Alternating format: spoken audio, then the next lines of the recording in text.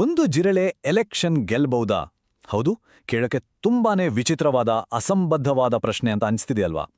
ಆದ್ರೆ ಬರೀ ಒಂದು ಇಂಟರ್ನೆಟ್ ಮೀಮ್ ಆಗಿದ್ದದು ಈಗ ಹೇಗೆ ದಿಢೀರಂತ ಒಂದು ದೊಡ್ಡ ರಾಜಕೀಯ ವಾಸ್ತವವಾಗಿ ಬದಲಾಗ್ತಿದೆ ಅನ್ನೋದ್ರ ಬಗ್ಗೆ ನಾವಿವತ್ತು ಆಳವಾಗಿ ತಿಳಿಯಲಿದ್ದೇವೆ. From meme to movement, unpacking the cockroach Janata Party. ಕೇವಲ ಒಂದು ತಮಾಷೆಯಾಗಿ ಶುರುವಾದ ಸೋಷಿಯಲ್ ಮೀಡಿಯಾ ಟ್ರೆಂಡ್ ಇವತ್ತು ಹೇಗೆ ಒಂದು ಬೃಹತ್ ಡಿಜಿಟಲ್ ಚಳವಳಿಯಾಗಿ ಮಾರ್ಪಟ್ಟಿದೆ ಅನ್ನೋದನ್ನ ಈ ವಿವರಣೆಯಲ್ಲಿ ನೋಡೋಣ. ಅದೇ ಕಾಕ್ರೋಚ್ ಜನತಾ ಪಾರ್ಟಿ. ಸರಿ, ಈಗ ಇದರ ಬಗ್ಗೆ ಸ್ವಲ್ಪ ಡೀಟೇಲ್ ಆಗಿ ನೋಡೋಣ. ಈ 20 ಲಕ್ಷ ಅನ್ನೋ ಸಂಖ್ಯೆ ಇದೆಯಲ್ಲ, ಇದು ನಿಜಕ್ಕೂ ಶಾಕಿಂಗ್. ಕೇವಲ 2-3 ದಿನಗಳಲ್ಲಿ, ಹೌದು ಬರೀ 3 ದಿನಗಳಲ್ಲಿ ಈ ವಿಚಿತ್ರ ರಾಜಕೀಯ ಪಕ್ಷಕ್ಕೆ ಬರೋಬ್ಬರಿ 20 ಲಕ್ಷ ಜನ ರಿಜಿಸ್ಟರ್ಡ್ ಮೆಂಬರ್ಸ್ ಆಗಿದ್ದಾರೆ. ಅಷ್ಟೇ ಅಲ್ಲ, ಇನ್ಸ್ಟಾಗ್ರಾಮ್ನಲ್ಲಿ 40 ಲಕ್ಷಕ್ಕೂ ಹೆಚ್ಚು ಫಾಲೋವರ್ಸ್. ಇದೊಂದು ಊಹೆಗೂ ನಿಲುಕದ ಬೆಳವಣಿಗೆ ಅಂತಾನೆ ಹೇಳ್ಬೋದು. The supreme court catalyst. ಈ ಬೃಹತ್ ಚಳವಳಿ ಶುರುವಾಗಿದ್ದೋ ಯಾವುದೋ ಪೊಲಿಟಿಕಲ್ ವಾರ್ ರೂಮ್ನಲ್ಲ, ಬದಲಾಗಿ ನಮ್ಮ ಭಾರತದ ಸುಪ್ರೀಂ ಕೋರ್ಟಿನ ಒಳಗೆ. ಮೇ 15, 2026 ವಕೀಲರೊಬ್ಬರ ಅರ್ಜಿಯ ವಿಚಾರಣೆ ವೇಳೆ ಸುಪ್ರೀಂ ಕೋರ್ಟಿನ ಮುಖ್ಯ ನ್ಯಾಯಮೂರ್ತಿಗಳು ಒಂದು ಹೇಳಿಕೆ ನೀಡ್ತಾರೆ. ಅವ್ರು ಹೇಳ್ತಾರೆ, ಕೆಲ ಯುವಕರು ಈ ಜಿರಳೆಗಳ ಥರ ಅವರಿಗೆ ಎಲ್ಲೂ ಕೆಲಸ ಸಿಗಲ್ಲ, ಯಾವ ಪ್ರೊಫೆಷನ್ನಲ್ಲೂ ಅವರಿಗೆ ಜಾಗ ಇರಲ್ಲ. ಅದರಿಂದ ಅವರು ಬೇರೆ ದಾರಿ ಹಿಡಿದು ಎಲ್ಲರ ಮೇಲೂ ದಾಳಿ ಮಾಡ್ತಾರೆ. ಈ ಪರಾವಲಂಬಿಗಳು ಮತ್ತು ಜಿರಳೆ ಅನ್ನೋ ವಿವಾದಾಸ್ಪದ ಪದಗಳೇ ಇವತ್ತು ನಾವು ನೋಡ್ತಿರೋ ಈ ಇಡೀ ಚಳುವಳಿಗೆ ಒಂದು ಬೆಂಕಿಯ ಕಿಡಿಯಾಗಿ ಕೆಲಸ ಮಾಡಿದ್ದು. ಈ ಘಟನಾವಳಿಗಳನ್ನ ಒಮ್ಮೆ ಗಮನಿಸಿದ್ರೆ ಈ ಕಾರಣ ಮತ್ತು ಪರಿಣಾಮದ ವೇಗ ಎಷ್ಟಿದೆ ಅಂತ ನಮಗೆ ಆಶ್ಚರ್ಯ ಆಗುತ್ತೆ. ಮೇ 15ರಂದು ಸಿಜೆಐ ಅವರ ಹೇಳಿಕೆ ಹೊರಬರುತ್ತೆ. ಸರಿಯಾಗಿ ಮರುದಿನವೇ ಅಂದ್ರೆ ಮೇ 16ರಂದು ಕಾಕ್ರೋಚ್ ಜನತಾ ಪಾರ್ಟಿ ಅಂತ ಒಂದು ಗೂಗಲ್ ಫಾರ್ಮ್ ಮೂಲಕ ಸ್ಥಾಪನೆ ಆಗುತ್ತೆ. ಮತ್ತೆ ಕೇವಲ ಕೆಲವೇ ದಿನಗಳಲ್ಲಿ ಅದು 20 ಲಕ್ಷ ಸದಸ್ಯರನ್ನು ತಲುಪುತ್ತೆ. ಆನ್ಲೈನ್ನಲ್ಲಿ ಶುರುವಾದ ಆಕ್ರೋಶ ರಾತ್ರೋರಾತ್ರಿ ಹೇಗೆ ಒಂದು ಸಂಘಟಿತ ರೂಪ ಪಡ್ಕೊಡುತ್ತೆ ಅನ್ನೋದಕ್ಕೆ ಇದೊಂದು ಅತ್ಯುತ್ತಮ ಉದಾಹರಣೆ.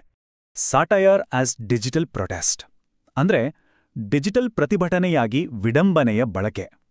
ಪ್ರಬಲವಾದ ವ್ಯವಸ್ಥೆಯನ್ನು ಪ್ರಶ್ನಿಸೋಕೆ ಅತಿರೇಕದ ವಿಡಂಬನೆ ಮತ್ತು ನಮ್ಮನ್ನು ನಾವೇ ಅಣಕಿಸಿಕೊಳ್ಳುವ ತಂತ್ರವನ್ನು ಇಲ್ಲಿ ಹೇಗೆ ಬಳಸಲಾಗಿದೆ ಅನ್ನೋದನ್ನೇ ಈಗ ತಿಳಿಯೋಣ. ಅಂದಹಾಗೆ ಈ ಪಾರ್ಟಿ ಹಿಂದೆ ಇರೋದು ಕೇವಲ ಯಾರೋ ಒಬ್ಬರ ತಮಾಷೆ ಅಲ್ಲ. ಅಭಿಜಿತ್ ದೀಪ್ಕೆ ಅನ್ನೋ 30 ವರ್ಷದ ಯುವಕ ಇದನ್ನು ಹುಟ್ಟುಹಾಕಿದ್ದು. ಇವರು ಪಬ್ಲಿಕ್ ರಿಲೇಷನ್ಸ್ ಪದವೀಧರ, ಜೊತೆಗೆ ಮಾಜಿ ರಾಜಕೀಯ ಸಂವಹನ ತಂತ್ರಜ್ಞ ಅಂದ್ರೆ ಪೊಲಿಟಿಕಲ್ ಕಮ್ಯುನಿಕೇಷನ್ ಸ್ಟ್ರಾಟಜಿಸ್ಟ್ ಆಗಿ ಕೆಲಸ ಮಾಡಿದವರು. ಸೋಷಿಯಲ್ ಮೀಡಿಯಾ ವೈರಾಲಿಟಿಯನ್ನ ಒಂದು ಅಸ್ತ್ರವಾಗಿ ಹೇಗೆ ಬಳಸಬೇಕು ಅನ್ನೋದು ಇವರಿಗೆ ಬಹಳ ಚೆನ್ನಾಗಿ ಗೊತ್ತಿದೆ. ಈ ಪಕ್ಷ ಸೇರೋಕೆ ಇಟ್ಟಿರುವ ಅಧಿಕೃತ ನಿಯಮಗಳಂತೂ ಸಿಕ್ಕಾಪಟ್ಟೆ ವಿಚಿತ್ರವಾಗಿವೆ. ಪಕ್ಕಾ ನಿರುದ್ಯೋಗಿಯಾಗಿರಬೇಕು, ದೈಹಿಕವಾಗಿ ಮಹಾ ಸೋಂಬೇರಿಯಾಗಿರಬೇಕು, ದಿನಕ್ಕೆ ಕನಿಷ್ಠ 11 ಗಂಟೆ ಸ್ಕ್ರೀನ್ ಟೈಮ್ ಇರಲೇಬೇಕು ಮತ್ತು ಆನ್ಲೈನ್ನಲ್ಲಿ ಸಿಸ್ಟಮ್ ವಿರುದ್ಧ ಬೈಯೋದ್ರಲ್ಲಿ ಪ್ರೊಫೆಷನಲ್ ಆಗಿರಬೇಕು. ನೋಡಿದ್ರಲ್ಲ, ನಿರುದ್ಯೋಗಿ ಯುವಕರ ಬಗ್ಗೆ ನಮ್ಮ ಸಮಾಜಕ್ಕಿರುವ ಕೀಳು ಮನೋಭಾವವನ್ನೇ ಇಲ್ಲಿ ಅಣಕಿಸುವ ಮೂಲಕ ಅದನ್ನೇ ಒಂದು ಬ್ರ್ಯಾಂಡಿಂಗ್ ಆಗಿ ಬದಲಾಯಿಸಲಾಗಿದೆ.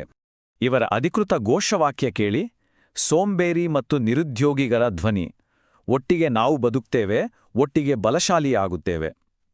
ಆ ಸೂಟು ಬೂಟು ಹಾಕಿದ ಜಿರಳೆಯ ಲೋಗೋ ನೋಡಿ ತಮ್ಮನ್ನು ಕೀಳಾಗಿ ಕಂಡ ಪದವನ್ನೇ ಹೆಮ್ಮೆಯಿಂದ ಒಪ್ಪಿಕೊಳ್ಳುವ ಮೂಲಕ ಲಕ್ಷಾಂತರ ಹತಾಶ ಯುವಕರು ಇಲ್ಲಿ ಒಂದಾಗಿದ್ದಾರೆ. ಇದೊಂದು ಅದ್ಭುತವಾದ digital strategy. Demands challenging the system. ಇಲ್ಲಿ ನಿಜಕ್ಕೂ ಆಸಕ್ತಿದಾಯಕವಾದ ವಿಷಯ ಏನಪ್ಪಾ ಅಂದ್ರೆ, ಇದು ಕೇವಲ ಒಂದು ಕಾಮಿಡಿ ಬ್ರ್ಯಾಂಡಿಂಗ್ ಆಗಿ ಉಳಿದಿಲ್ಲ, ಬದಲಾಗಿ ಅತ್ಯಂತ ಗಂಭೀರವಾದ ರಾಜಕೀಯ ಪ್ರಣಾಳಿಕೆಯ ಕಡೆಗೆ ಇದು ತಿರುಗಿದೆ. ಈಗಿರುವ ಸಾಂಪ್ರದಾಯಿಕ ವ್ಯವಸ್ಥೆಗೂ ಇವರು ಇಟ್ಟಿರುವ ಬೇಡಿಕೆಗಳಿಗೂ ಇರುವ ವ್ಯತ್ಯಾಸವನ್ನು ನಾವು ಗಮನಿಸಬೇಕು. ಪ್ರಸ್ತುತ ಮಹಿಳೆಯರಿಗೆ 33% ಮೀಸಲಾತಿ ಇದ್ರೆ, ಇವರು ಸಂಸತ್ತು ಮತ್ತು ಕ್ಯಾಬಿನೆಟ್ನಲ್ಲಿ 50% ಮೀಸಲಾತಿ ಕೇಳ್ತಿದ್ದಾರೆ. ಪಾರ್ಟಿ ಜಂಪ್ ಮಾಡೋ ರಾಜಕಾರಣಿಗಳಿಗೆ ಬರೋಬ್ಬರಿ 20 ವರ್ಷಗಳ ಕಾಲ ಎಲೆಕ್ಷನ್ ಬ್ಯಾನ್ ಮಾಡಬೇಕು ಅಂತಾರೆ. ವೋಟರ್ ಲಿಸ್ಟ್ನಲ್ಲಿ ಮತ ಡಿಲೇಟ್ ಆದ್ರೆ ಚುನಾವಣಾ ಆಯುಕ್ತರ ಮೇಲೆಯೇ UAPA ಅಂದ್ರೆ ಉಗ್ರ ನಿಗ್ರಹ ಕಾಯ್ದೆಯಡಿ ಕೇಸ್ ಹಾಕಬೇಕು ಅಂತಾರೆ. ಎಂಥ ತೀವ್ರವಾದ ಬೇಡಿಕೆಗಳಲ್ವಾ? ಈಗಿರೋ ವ್ಯವಸ್ಥೆಯನ್ನ ಬುಡಮೇಲು ಮಾಡೋ ಆಕ್ರಮಣಕಾರಿ ನಿಲುವಿದು. ಖಂಡಿತ ಇವರ ಬೇಡಿಕೆಗಳು ಇಲ್ಲಿಗೆ ನಿಲ್ಲಲ್ಲ. ವ್ಯವಸ್ಥೆಯ ಉನ್ನತ ಮಟ್ಟದಲ್ಲಿರುವರನ್ನು ಇದು ನೇರವಾಗಿ ಗುರಿ ಮಾಡಿದೆ. ನಿವೃತ್ತ ಮುಖ್ಯ ನ್ಯಾಯಮೂರ್ತಿಗಳಿಗೆ ರಾಜ್ಯಸಭಾ ಸೀಟು ಕೊಡೋದನ್ನ ಬ್ಯಾನ್ ಮಾಡಬೇಕು, ಅಂಬಾನಿ, ಅದಾನಿ ಅಂತ ಕಾರ್ಪೊರೇಟ್ ದಿಗ್ಗಜರ ಕೈಯಲ್ಲಿರೋ ಮೀಡಿಯಾ ಲೈಸೆನ್ಸ್ ಕ್ಯಾನ್ಸಲ್ ಮಾಡಬೇಕು, ಹಾಗೂ ಮೇನ್ ಸ್ಟ್ರೀಮ್ ನ್ಯೂಸ್ ಆಂಕರ್ಗಳ ಬ್ಯಾಂಕ್ ಅಕೌಂಟ್ ತನಿಖೆಯಾಗಬೇಕು ಅಂತ ಸ್ಪಷ್ಟವಾಗಿ ಹೇಳ್ತಿದ್ದಾರೆ. ಅಂದ್ರೆ ನ್ಯಾಯಾಂಗ, ಮಾಧ್ಯಮ ಮತ್ತು ಕಾರ್ಪೊರೇಟ್ ವಲಯಗಳ ಅಕೌಂಟೆಬಿಲಿಟಿಯನ್ನು ಏಕಕಾಲದಲ್ಲಿ ಪ್ರಶ್ನಿಸಲಾಗ್ತಿದೆ. ಮತ್ತು ಈಗ ಈ ಚಳುವಳಿ ಕೇವಲ ಆನ್ಲೈನ್ನಲ್ಲಿ ಉಳಿದಿಲ್ಲ, ಆಫ್ಲೈನ್ಗೂ ಬಂದಿದೆ. ಇತ್ತೀಚೆಗೆ ದೆಹಲಿಯಲ್ಲಿ ಯುವಕರು ಜಿರಳೆ ಕಾಸ್ಟ್ಯೂಮ್ ಹಾಕೊಂಡು ಮಲಿನವಾದ ಯಮುನಾ ನದಿಯ ದಡಕ್ಕೆ ಬಂದು ಅಲ್ಲಿದ್ದ ಕಸವನ್ನು ಕ್ಲೀನ್ ಮಾಡಿದ್ದಾರೆ. ನೀವು ನಮ್ಮನ್ನ ಜಿರಳೆ ಅಂದ್ರಿ, ಆದ್ರೆ ನಿಮ್ಮ ಸಿಸ್ಟಮ್ ಮಾಡಿರೋ ಕೊಳೆನ ನಾವೇ ಕ್ಲೀನ್ ಮಾಡ್ತಿದೀವಿ ಅನ್ನೋ ಸಾಂಕೇತಿಕ ಸಂದೇಶವನ್ನು ಇದು ರವಾನಿಸ್ತಿದೆ. ಬರೀ ಡಿಜಿಟಲ್ ಪ್ರತಿಭಟನೆ ಆಗಿದ್ದದ್ದು ಈಗ ನಿಜವಾದ ರಾಜಕೀಯ ರಂಗಭೂಮಿಯಾಗಿ ರೂಪುಗೊಳ್ತಿದೆ. ಇದೇ ಡಿಜಿಟಲ್ ವೈರಾಲಿಟಿಯನ್ನ ಈಗ ನಿಜವಾದ ಚುನಾವಣೆಗೂ ತರುವ ಪ್ರಯತ್ನ ನಡೀತಾ ಇದೆ. ಇವರ ಮುಂದಿನ ನಿಲ್ದಾಣ ಬಿಹಾರದ ಉಪಚುನಾವಣೆಗಳು. ಹೌದು, ಬಿಹಾರದ ಬಂಕಿಪುರ್ ಕ್ಷೇತ್ರದಲ್ಲಿ ಪ್ರಶಾಂತ್ ಕಿಶೋರ್ ಅವರ ಜನ್ ಸುರಾಜ್ ಪಾರ್ಟಿಯ ಎದುರೇ ಕಾಕ್ರೋಚ್ ಜನತಾ ಪಾರ್ಟಿ ತನ್ನ ಅಭ್ಯರ್ಥಿಯನ್ನು ಕಣಕ್ಕಿಳಿಸಲಿದೆ ಅನ್ನೋ ಮಾತುಗಳು ದಟ್ಟವಾಗಿ ಕೇಳಿಬರ್ತಿವೆ. ಆನ್ಲೈನ್ನಲ್ಲಿ ಸಿಕ್ಕ ಬೆಂಬಲ ನಿಜವಾದ ವೋಟುಗಳಾಗಿ ಕನ್ವರ್ಟ್ ಆಗುತ್ತಾ ಅನ್ನೋದಕ್ಕೆ ಇದೊಂದು ಅತಿ ದೊಡ್ಡ ಲಿಟ್ಮಸ್ ಟೆಸ್ಟ್ ಆಗಲಿದೆ. Can memes win elections? ಮೀಮ್ಗಳು ನಿಜಕ್ಕೂ ಚುನಾವಣೆ ಗೆಲ್ಲಬಲ್ಲವೇ? ಇದು ಈ ವಿಶ್ಲೇಷಣೆಯ ಅತ್ಯಂತ ಪ್ರಮುಖ ಭಾಗ. ಬರೀ ಒಂದು ತಮಾಷೆಯ ಪಕ್ಷಕ್ಕೆ ನಿಜಕ್ಕೂ ಅಧಿಕಾರ ಹಿಡಿಯುವ ಇತಿಹಾಸ ಇದೆಯಾ? ಗಣಿತದ ಲೆಕ್ಕಾಚಾರದಲ್ಲಿ ಇದು ಸಾಧ್ಯನಾ ಅಂತ ಈಗ ನೋಡೋಣ. ಈಗ ಈ 16 ಅನ್ನೋ ಸಂಖ್ಯೆ ಬಗ್ಗೆ ಮಾತಾಡೋಣ. 1991ರಲ್ಲಿ ಪೋಲೆಂಡ್ನಲ್ಲಿ ಪೋಲಿಷ್ ಬೀರ್ ಲವರ್ಸ್ ಪಾರ್ಟಿ ಅಂತ ಇದೇ ರೀತಿಯ ಒಂದು ತಮಾಷೆಯ ಪಕ್ಷ ಇತ್ತು. ಆಶ್ಚರ್ಯ ಅಂದ್ರೆ ಆ ಚುನಾವಣೆಯಲ್ಲಿ ಅವರು ಬರೋಬ್ಬರಿ 16 ಪಾರ್ಲಿಮೆಂಟ್ ಸೀಟುಗಳನ್ನು ಗೆದ್ದಿದ್ರು. ಅಂದ್ರೆ ಇತಿಹಾಸದಲ್ಲಿ ಮೀಮ್ ಪಾರ್ಟಿಗಳು ನಿಜವಾದ ಅಧಿಕಾರ ಪಡೆದ ಉದಾಹರಣೆಗಳು ಖಂಡಿತ ಇವೆ ಅನ್ನೋದು ಇದರಿಂದ ಸಾಬೀತಾಗತ್ತೆ. ಮತ್ತು ಇದು ಅದ್ಭುತವಾಗಿ ವಿವರಿಸೋದು ಏನಪ್ಪಾ ಅಂದ್ರೆ ಚುನಾವಣಾ ವ್ಯವಸ್ಥೆಗ ನಡುವಿನ ಬೃಹತ್ ವ್ಯತ್ಯಾಸವನ್ನು. ಯುರೋಪ್ನಲ್ಲಿರುವ ಪ್ರಪೋರ್ಷನಲ್ ರೆಪ್ರೆಸೆಂಟೇಷನ್ ವ್ಯವಸ್ಥೆಯಲ್ಲಿ ಒಂದು ಪಕ್ಷ 3% ವೋಟ್ ಪಡೆದರೆ ಅವರಿಗೆ ಸರಿಸುಮಾರು 3% ಸೀಟುಗಳು ಸಿಗ್ತವೆ. ಇದು ಇಂಥ ವೈರಲ್ ಪಾರ್ಟಿಗಳಿಗೆ ತುಂಬಾನೇ ಅನುಕೂಲ.